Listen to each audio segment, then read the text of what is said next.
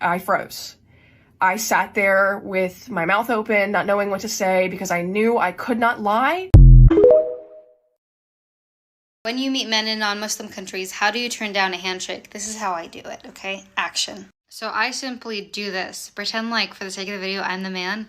Hi, it's so nice to meet you. I'm a man in a non-Muslim country. Now, this is also me reenacting the part.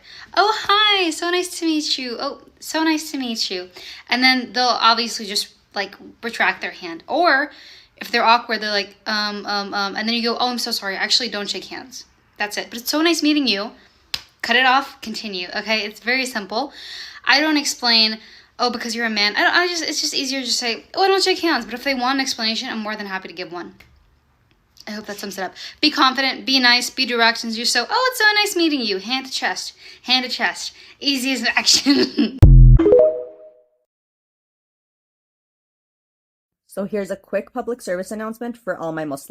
If you haven't prayed in a long time because of the fact that you haven't prayed in a long time, or because you think you've committed way too many sins, just remember Allah is Ar-Rahman Ar-Rahim, and no sin you've committed is too big for His mercy. Don't let shaitan get into your head and feed you these whispers. And if you have this excuse, and I think we've all been there, that you're just feeling a little too lazy, I'll admit it, I've been there, we've all been there. Keep in mind, Allah is greater than what you're doing in the moment or what you're about to do. That has helped me so much, to be honest. And remind yourself and actually believe that Salah is a gift on you, alhamdulillah. Because not everybody was chosen or blessed to be a Muslim, but you were. So get up, go do your wudu, go pray, and remember that it's a gift. And once you understand that it's a gift for you, the act of worship won't feel like such a burden. So, let's send out these friendly reminders for whoever may need it without judgment. And salam! What impressed you the most about our Prophet ﷺ?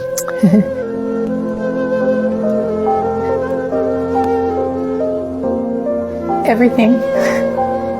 He's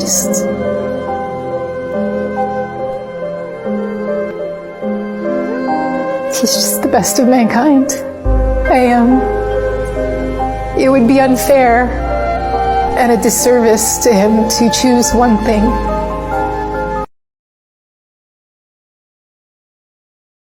I've been trying to listen to Surah Maryam pretty often. So here's 3 lessons I've derived from Surah Maryam that have helped me in the late stage of my pregnancy going into delivery. Surah Maryam starts off with the story of Zakaria alayhi salam and how he really wanted a son, but his wife was barren and old. And Allah gave him the miracle of having his wife get pregnant, and she gave birth to Yahya alayhi salam. And then it proceeds with the story of Maryam and how she also was not someone who was expected to become pregnant. And it reminds me of some questions that I had when I first found out that I was pregnant. My first reaction was fear. How can I go through a healthy pregnancy while in my mid-30s and having had a 6-year break? And as I'm reading this surah, I'm seeing women saying, how can this happen? How can this happen? And of course, their situation was way more difficult than mine, but I still had those questions. And the response for that is simple. Allah doesn't perpetuate life on the basis of our limited capacity to understand Him. He perpetuates life through His limitless capability to create. He literally says in these ayat, Huwa alayya hayyin. It is so easy for me. We doubt ourselves that we won't be able to have a healthy pregnancy. We won't be able to conceive. We won't survive childbirth. But time and time again, Allah shows us that even in the most dire of situations, Allah continues to bring forth life. Pregnancy is difficult on the body. Moments of pain, discomfort, maybe even anger, depression. Like, I've felt guilty over what I would say is a complaint about my pregnancy. And that guilt has brought me to tears several times. But when Maryam was giving birth under that palm tree, and she said, I wish I was dead or long forgotten because of the pain that she was enduring. It felt to me so relatable. As a human being, myself, Maryam alayhi salam, and any other pregnant woman,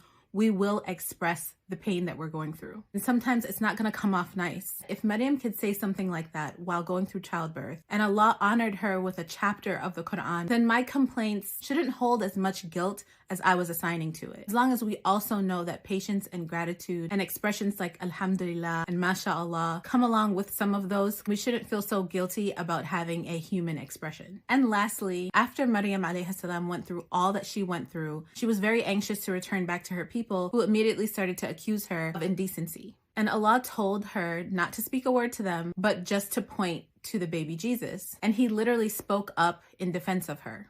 Although our babies will not speak from the cradle, they are a sort of testimony for us that all the pain, all of the things that we've gone through was all worth it. And as that child grows up, we pour our love and the love of Islam into these children. After we pass away, they actually will be a testimony for us. They'll be the ones to carry on our good deeds and give us sadaqah jariyah after we pass away. They'll be the vessel that carries on, hopefully, a good legacy for us. So if you're pregnant or you just gave birth, try listening to Surah Maryam over and over and see what lessons you can take from it and how it can be a comfort for you as well.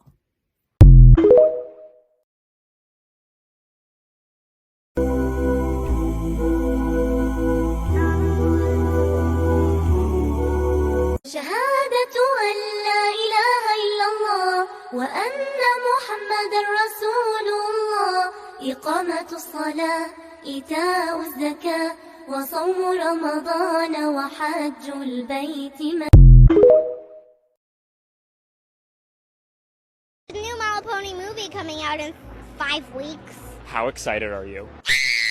Assalamu alaikum guys, welcome to the 4th episode of the Virtues of Ramadan. So the next one we have is be forgiven from Ramadan to Ramadan. There's a hadith of the Rasul sallallahu alaihi wasallam which says 5 daily prayers, Jum'ah to Jum'ah, Ramadan to Ramadan, expiate for the sins perpetrated in between them, so long as one stays away from the major sins.